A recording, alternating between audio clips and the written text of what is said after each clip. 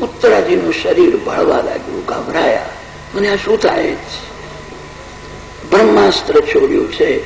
ઉત્તરાજીને દ્રૌપદીએ શિખામણ આપી છે, બેટા જીવનમાં દુઃખના પ્રસંગો આવે છે, દુઃખમાં ગભરાશો નહીં. બધાના જીવનમાં દુઃખના પ્રસંગો આવે છે. દુઃખમાં ભગવાનનું સ્મરણ કરો. હું ભગવાનનો છું, ભગવાન મારા છે, એ ભાવ મારે. દુઃખ આવે છે એ પાપને બાળવા માટે. દુઃખ આવવા દો. દુઃખનો અનાદર ન કરો, દુઃખનું સ્વાગત કરો. દુઃખ મનને શુદ્ધ કરવા માટે આવે છે. દુઃખ પાપનો નાશ કરવા માટે આવે છે. દુઃખ સુખ આપવા માટે આવે છે. દુઃખ તમારા ઘરમાં રહેવા માટે આવ્યું નથી. દુઃખ જવાનું છે. તમે એક દિવસ દુઃખને ભૂલી જશો. દુઃખમાં ભગવાનનું સ્મરણ કરો. ભગવાન એવી શક્તિ આપે છે કે દુઃખની અસર મન ઉપર થતી નથી. દ્રૌપદીએ શિખામણ આપી. ઘરનો જે મોટો માણસ છે એ બહુ ભક્તિ કરતો હોય તો બીજાને ભક્તિ કરવાની પ્રેરણા મળે છે. ઘરનો મોટો માણસ બહુ વાતો કરતો હોય તો બધા વાતો કરે. બાળકનો સ્વભાવ અનુકરણ કરવાનો છે. તમારા બાળકોને સારા સંસ્કાર આપવા માટે વધારે ભૂલશો નહીં, કોઈ વ્યસન કરશો નહીં. બાળક જેવું જે ખાય છે તેવું કરે છે.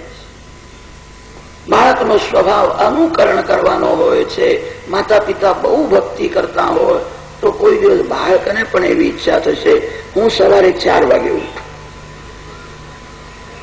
તમારા બાળકોને સારા સંસ્કાર આપવા માટે પણ પાપ છોડો, વ્યસન છોડો. બાળકના દેખતા બહુ ભક્તિ કરો. બાળકને પણ એક દિવસ એવી ઈચ્છા થશે.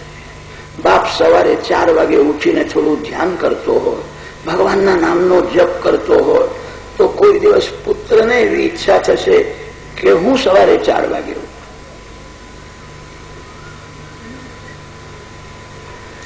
બાપ જ સવારે ઉઠતો ન હોય તો છોકરો કેવી રીતે ઉઠે? આજકાલ કેટલાક બાપ એવા થયા છે, ચા તૈયાર થયા પછી ઉઠે છે. પથારીમાં પડ્યા પડ્યા પૂછે છે ચા થઈ કે? ચા જડ છે, તમે ચેતન છો. જડ ચેતનને પકડી શકે નહીં. તમે ચાને પકડી રાખો. તમે ધારો તો છોડી શકો છો. ચા નથી પીવી, હું ભગવાનનો દાસ છું, હું કઈ ચા ના આધીન છું. ચા મળે તો ઠીક અને ન મળે તો બહુ સારું છે. કેટલાકને એવું વ્યસન થઈ જાય છે, ચા ન મળે તો માથું દુખવા લાગે છે, સૂઝતું નથી. વ્યસન ભક્તિમાં વિઘ્ન કરે છે. વ્યસન મનને બગાડે છે. કોઈ પણ વ્યસન પતન કરે છે. તમે ધારો તો ચાને છોડી શકો છો. તમારા બાળકોને સારા સંસ્કાર આપવા માટે પણ વ્યસન છોડો. બાળકના દેખતા વધારે ભક્તિ કરો.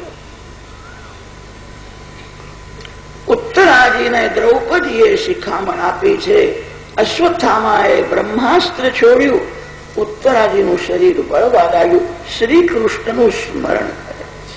આ શું થાય છે મને કઈ ખબર પડતી નથી, હું શરણે આવી છું, કૃપા. ભગવાન સમજી ગયા છે. અશ્વત્થામાએ બ્રહ્માસ્ત્ર છોડ્યું છે. પ્રભુએ લીલા કરી ઉત્તરાજીના પેટમાં પ્રવેશ કર્યો છે અને સુદર્શન ચક્રથી બ્રહ્માસ્ત્રનું નિવારણ કર્યું છે. સુદર્શનેન સ્વાસ્ત્રેણ સ્વાનામ રક્ષામ વ્યદાદ વિભુ. માના પેટમાં પરીક્ષિત છે. બાળક જુએ છે આ બાણ મને મારવા માટે આવે છે અને આ 4 હાથ વાળો તેજસ્વી પુરુષ ચારે બાજુથી ફરે છે, મને આચવે છે. આ કોણ છે? મારું કોણ રક્ષણ કરે છે? ભાગવતના મુખ્ય શ્રોતા પરીક્ષિત છે અને તે પરીક્ષિતને માના પેટમાં જ પરમાત્માના દર્શન થાય. થોડો વિચાર કરશો તો ધ્યાનમાં આવશે આપણે બધા જ પરીક્ષિત જેવા છીએ. માના પેટમાં ગર્ભમાં જીવનું રક્ષણ કોણ કરે છે? માનવની બુદ્ધિ કામ કરતી નથી. ગર્ભ કેવી રીતે મોટો થાય છે? ગર્ભમાં જીવનો પ્રવેશ કેવી રીતે થાય છે? વિજ્ઞાન બહુ વધ્યું છે, કોઈને આની ખબર પડી નથી. આ ઈશ્વરની લીલા છે. ભગવાનની લીલાનું રહસ્ય સમજવું બહુ કઠણ છે. ગર્ભમાં જીવનું રક્ષણ ભગવાન કરે છે. માના પેટમાંથી બહાર આવ્યા પછી પણ બાળકનું રક્ષણ ભગવાન કરે છે. માતા પિતા બાળકને હાચવે છે. માતા પિતા બાળકને હાચવતા હોય તો કોઈ દિવસ બાળકનું મરણ થાય નહીં. હાચવનાર ભગવાન છે. આજકાલ કેટલાક લોકો ડાક્ટરને બહુ યશ આપે છે. ડાક્ટરે મને બચાવ્યો. કલાકે ઇન્જેક્શન આપતા હતા.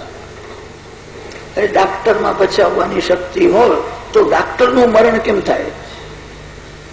બચાવનાર કોઈ જુદો છે, જે કાળના આધીન છે, જે મૃત્યુના મુખમાં છે, એ બીજાને બચાવી શકે.